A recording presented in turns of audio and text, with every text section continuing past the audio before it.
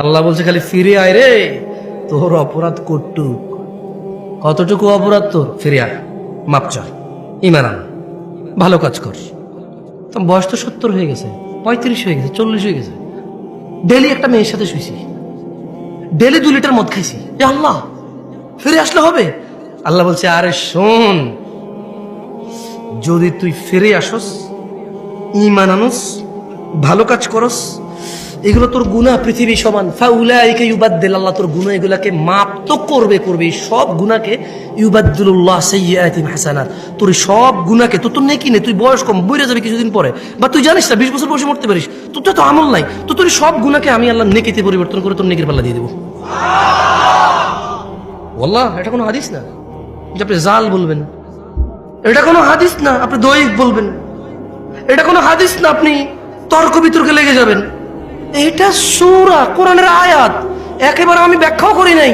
আল্লাহ ইল্লা মান তাব, অতঃপর যে তওবা করে, ওয়া আমানা ঈমানান ওয়া আমিলা আমালান সালিহা, ভালো কাজ করে, ফাউলাইকা ইউবাদদিলুল্লাহু সাইয়্যাতিহিম হাসানাত, আল্লাহ তার সকল গুনাহকে নেকিতে পরিবর্তন করবে। এবার এই অফার আপনি নেবেন কিনা এটা আপনার ব্যাপার, তবে এই অফার পেতে হলে কি করতে হয়? প্রশ্ন তওবা কেমনে করে, প্রশ্ন তওবা কেমনে করে, গুনাহ কেমনে নেকিতে পরিবর্তন করব? শুধু মাপ না, এটি নেকি হয়ে যাবে। ধরে নেন বাংলাদেশ সরকার বলল কার কাছে কত জাল টাকা আছে, 30 ফেব্রুয়ারি 2024 এর মধ্যে সমস্ত জাল টাকা আইনা জমা দাও, সেম আসল টাকা নিয়ে যাও, তবে আর কখনো জাল টাকা বানাইতে পারবা না, যদি বানাও মৃত্যুদণ্ড, যদি বানাও কি। এখন এক লোক বলল যে এই যে বললো সমস্ত জাল টাকায় আসল টাকা দিবে, আমার কাছে 20,000 কোটি টাকা আছে জাল টাকা, ধরেন গভর্নমেন্ট বললো যে ডাজেন্ট ম্যাটার, যত আছে 20,000 50,000 1 লাখ কোটি টাকা থাক, ডাজেন্ট ম্যাটার, তবে আজকে এখানে জমা দিতে হবে, এই টাইমের ভিতরে জমা দিলে তোমার এই যত টাকা জাল আছে অত টাকার বিনিময়ে আসল টাকা দেবে সরকার, এবং এরপরে আর তোমাকে কি করবে, যদি এরপরে অপরাধ করো মৃত্যুদণ্ড, এরপর অপরাধ করো কি।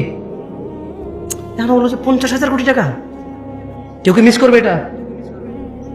আল্লাহ এরকমই বলতেছে যে যত অপরাধ আছে শর্ত হচ্ছে বেঁচে থাকা অবস্থায় মাপ চাইতে হবে। কখন? শর্ত কি?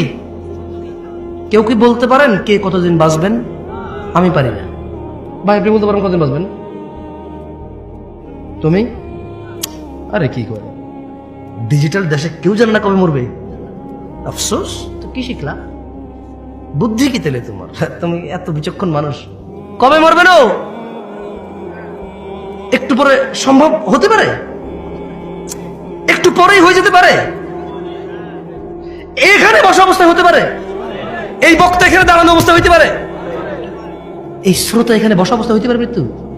তো এই যে সমস্ত গুনাহকে নেকিতে পরিবর্তন করার একটা শর্ত আছে, কি? সবগুলা গুনাহ যা হয়ে গেছে এই এখন বলতে হবে, এখন আস্তাগফিরুল্লাহ, আল্লাহ আমাকে মাফ করেন, আমি আর কোনোদিন গুনাহ করবো না, যদি গুনাহ করি আপনি তো জানবেনই, আপনার সাথে কি লুকায় গুনাহ করতে পারবো নাকি, তবে আমার সব গুনাহ আপনি মাফ করে দিবেন, আমি আর গুনাহ করবো না, বাস মৃত্যু পর্যন্ত আপনি তৌফিক দেন যাতে আপনার উপরে ঈমান রেখে ভালো কাজ করে মরে যাই, আর খারাপ কাজ করবো না। আল্লাহ বলছে সব নেকি হয়ে যাবে। এখন আপনাদের সিদ্ধান্ত ভাই।